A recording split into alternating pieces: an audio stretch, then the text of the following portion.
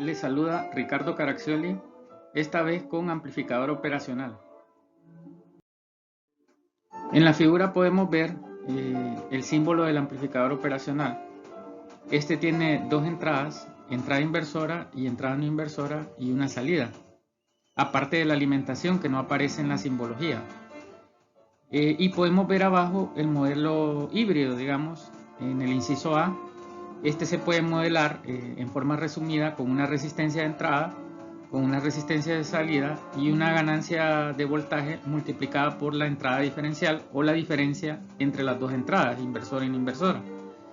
Y aún más simplificado, debido a que este tiene una muy baja impedancia, sería ser cero la resistencia de salida, y debido a que este tiene una muy alta impedancia de entrada, sería ser infinito la resistencia de entrada y nos quedaría como en el inciso B.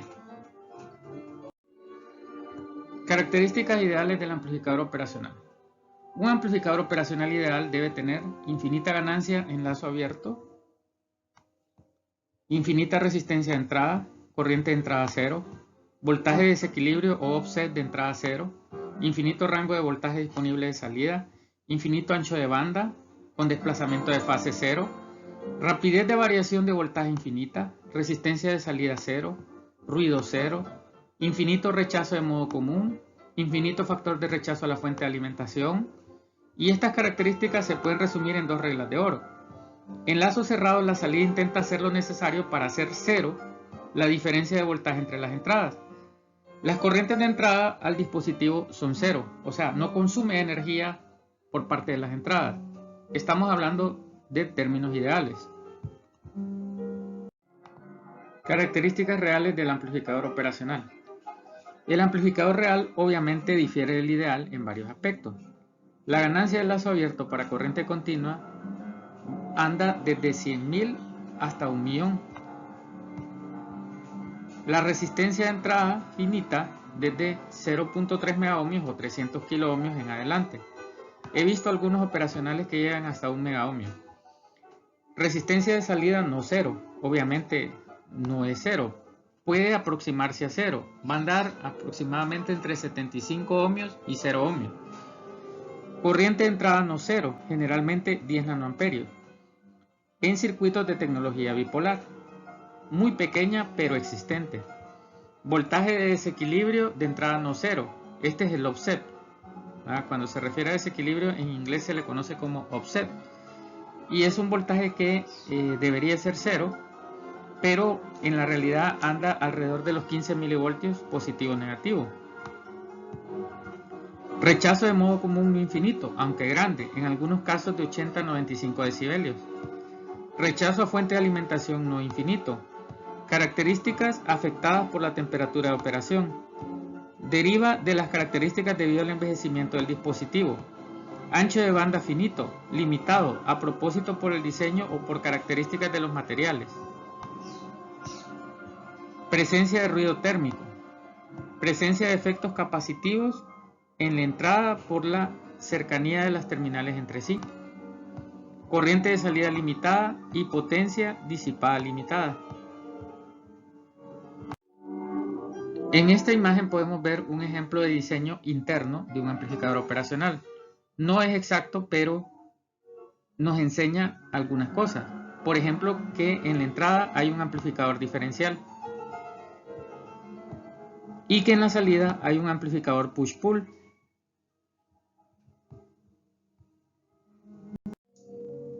Aunque en la simbología algunas veces no se muestra las terminales de alimentación, en la realidad estas existen. Y nosotros podemos conectar el amplificador operacional de dos maneras. Con fuente simétrica, que es lo tradicional, y con fuente simple. Con fuente simétrica amplifica señales con voltajes positivos y negativos. O sea, si nosotros queremos amplificar una señal que tiene valores arriba y abajo de cero, lo correcto será utilizar fuente simétrica. En el caso de una fuente simple, solo amplifica señales con voltajes positivos. Por ejemplo, si yo tuviese una señal que nunca baja de cero, no necesito una fuente simétrica para alimentar el operacional, ya que nunca entraré en la región negativa. En esta imagen podemos ver a qué se le llama fuente simétrica. Una fuente simétrica es aquella que tiene un tierra, una terminal de voltaje positivo y una terminal de voltaje negativo. En este ejemplo es de 12 voltios. O sea, con respecto al nodo de referencia hay 12 voltios positivos y hay negativos 12 voltios.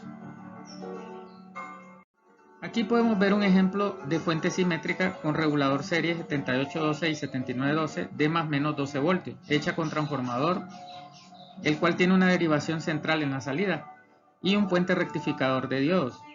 Obviamente no podemos obviar el filtrado para eliminar el voltaje de rizado. Cuando uno utiliza simuladores, generalmente en el símbolo del amplificador operacional vienen las terminales de alimentación. Acá podemos ver arriba un ejemplo de cómo se conectaría una fuente simétrica al amplificador operacional de más menos 12 voltios. Sin embargo, en los libros no se agregan las terminales de alimentación. Se sobreentiende de que el amplificador está correctamente polarizado. Existen dos formas de conectar externamente un amplificador operacional. Una es en lazo cerrado y otra es en lazo abierto. En esta presentación nos concentraremos en las configuraciones de lazo cerrado, que son inversor, no inversor, seguidor, integrador, derivador y sumador inversor, entre otras. Acá podemos ver el amplificador inversor. Este se caracteriza por dos resistencias, una de retroalimentación, que acá llamamos R2, y una de entrada llamada R1. Estas se conectan tal como en la imagen. Y debemos conectar la entrada no inversora a tierra. Podemos ver que en este la ganancia es negativa, significando de que la señal se invierte 180 grados. Recordemos que menos 1 es 1 ángulo 180. O sea, no es más que invertir una señal 180 grados. Y podemos ver de que la ganancia de este es simplemente en magnitud R2 entre R1. O sea, la ganancia será negativos R2 entre R1 para este amplificador. Para el amplificador inversor podemos calcular las impedancias de entrada y de salida con la siguiente fórmula. La resistencia de entrada va a ser igual a R1 más RI paralelo a RF, donde RF es R2 más RO entre 1 más AD. Estos parámetros, RI mayúscula, RO y AD, los podemos obtener de la hoja de datos del fabricante o del datasheet. Por otro lado, la impedancia de salida la podemos calcular aproximándola con la siguiente fórmula. Esto sería igual a RO entre 1 más R1 entre AD dividido entre R1 más R2, aquí este término. Y R1 y R2 son las resistencias externas. AD igual, ya vimos que es dada por el fabricante, y RO mayúscula es dada por el fabricante. Acá podemos ver las fórmulas para calcular la impedancia de entrada y de salida del amplificador inversor. Debo aclarar que los parámetros RI mayúscula, RO mayúscula y AD son dados por el fabricante del operacional. Sin embargo, en términos prácticos, yo les puedo asegurar que aún en diferentes ejercicios, la resistencia de entrada para este amplificador va a ser aproximadamente R1, que es la resistencia externa de entrada, y la resistencia de salida, aún para casos muy extremos, siempre será aproximadamente 0 ohmios. Nosotros podemos ponerle un ohmio para darle un valor. Otra configuración muy utilizada es el amplificador no inversor. Este, como su nombre lo dice, no invierte la señal. Y la ganancia está determinada por la siguiente fórmula: 1 más R2 entre R1, donde R2 y R1 son las resistencias que podemos ver en el diagrama. Podemos notar de que en este la entrada va directo a la entrada no inversora y siempre la retroalimentación es negativa. En el amplificador no inversor, podemos ver que la resistencia de entrada o impedancia de entrada se puede aproximar con la siguiente fórmula. La ganancia en lazo abierto por la resistencia de entrada, estos son parámetros dados por el fabricante, entre 1 más R2 entre R1. Sin embargo, podemos ver de que es muy grande, puede andar en el orden de 1 gigaohmio para un amplificador con las características dadas aquí en este ejemplo. Por otro lado, la resistencia de salida, al igual que la anterior, se puede decir que va a andar alrededor de 1 ohmio, aunque este texto, que es el libro de Schilling, dice que andará alrededor de 0 ohmio o nula. Otra configuración muy utilizada es la de seguidor. En esta, el voltaje de salida es igual al voltaje de entrada. Uno se pregunta, ¿para qué voy a utilizar un amplificador cuya salida es igual que la entrada? Lo que pasa es que podemos ver que la impedancia de entrada es muy grande. Es aproximadamente la dada por el fabricante para el amplificador, RI, y la impedancia de salida es muy baja. Es aproximadamente la dada por el fabricante para el amplificador. Imaginémonos que esta va a andar arriba de los 300K. O sea que la señal de entrada, aunque sea muy débil, no se destruiría al entrar este amplificador. Y la impedancia de salida va a andar alrededor de 1 ohmio. Entonces le estaríamos dando potencia a la señal, aunque sale con la misma amplitud. Otra configuración es sumador inversor. Acá podemos ver la fórmula. En esta tenemos varias entradas, que pueden ser n entradas. Aquí solo lo tengo con 3, pero podría ser una enésima entrada con una enésima resistencia. Y aquí vamos a poner 3 puntos, indicando que puede continuar.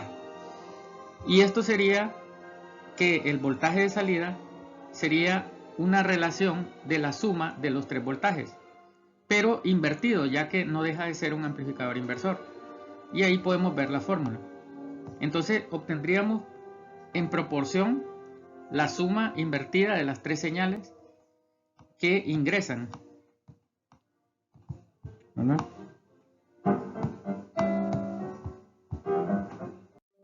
Otra configuración es la de integrador. La podemos ver acá. Este es un amplificador inversor que en vez de tener una resistencia de retroalimentación tiene un capacitor. Y podemos ver que el voltaje de salida será la integral del voltaje de entrada con respecto al tiempo multiplicado por un factor 1 entre RC. Otra configuración que podemos hacer es la del derivador. En este, el capacitor está en la entrada y la resistencia está en la retroalimentación. Sigue siendo inversor, pero en este el voltaje de salida será el negativo RC de la derivada del voltaje de entrada con respecto al tiempo. Uno de los inconvenientes del amplificador operacional es la compensación offset.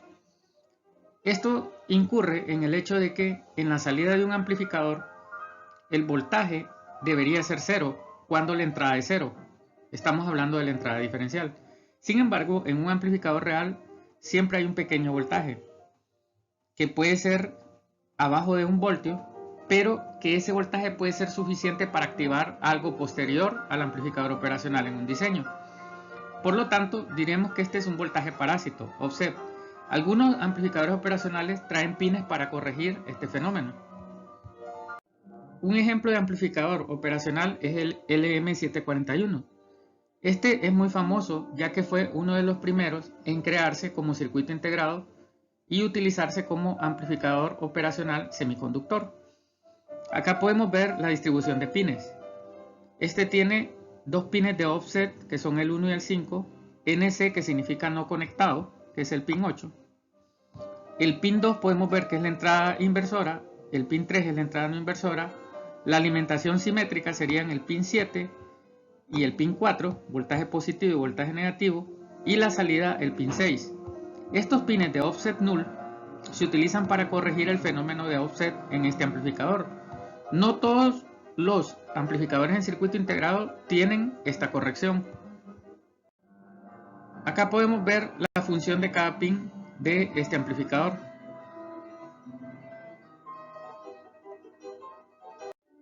Acá podemos ver algunas características eléctricas de este amplificador, entre ellas el voltaje de alimentación. Por ejemplo, en el LM741A anda en más o menos 22 voltios. Eso no significa que no se pueda trabajar con menos voltaje. Usted puede trabajar con un amplificador operacional con 6 voltios, más o menos 6 voltios. En el caso del 741C es más o menos 18 voltios. La alimentación diferencial, la potencia de disipación, entre otras, y las temperaturas con que funciona. Acá podemos ver algunas otras características eléctricas, dentro de las que destacan, digamos, la ganancia de lazo abierto, que este anda aproximadamente en 200.000, porque es voltios entre milivoltios, ¿no? Igual podemos ver cuánto es la corriente máxima de salida que puede entregar este operacional, que es 25 miliamperios, en modo típico, claro, no el máximo. Y estas pruebas generalmente el fabricante las hace en laboratorio, entre otras características ahí que podemos utilizar. Por ejemplo, resistencia de entrada que anda alrededor de 2 megas para este operacional, y consumo de potencia que anda alrededor de los 60 miliwatts para este operacional. Acá podemos ver cómo conectar un potenciómetro para corregir el offset. Este se conecta con el fin de ajustarlo para llevar al voltaje de salida igual a 0 voltios, cuando la entrada diferencial sea 0. ¿Qué es lo que debería de ocurrir en un amplificador ideal? Y esto se hace, podemos ver, agregando entre los dos pines de offset del operacional un potenciómetro de 10K. Los pines son el 1 y el 5, como podemos ver a la izquierda. Y la derivación central la mandaríamos al negativo voltaje, igual que el pin 4 del operacional, ¿verdad? O sea, al voltaje negativo de la fuente simétrica. Y luego ajustamos hasta hacer 0 el voltaje de salida. Acá podemos ver otro ejemplo de amplificador operacional, pero este no trae corrección de offset. Este es el TL082. Podemos ver que en él hay 2 operacionales internamente. El hecho que no traiga pines para corregir el offset no significa que no se puede corregir. Aquí podemos ver un ejemplo de cómo se puede corregir el offset con resistencias externas y voltajes externos. Referencias bibliográficas utilizadas para crear esta presentación. Debo aclarar de que acá no hablé de la aplicación de amplificador operacional como comparador en lazo abierto. Y para esto crearé otro video. Gracias por su atención.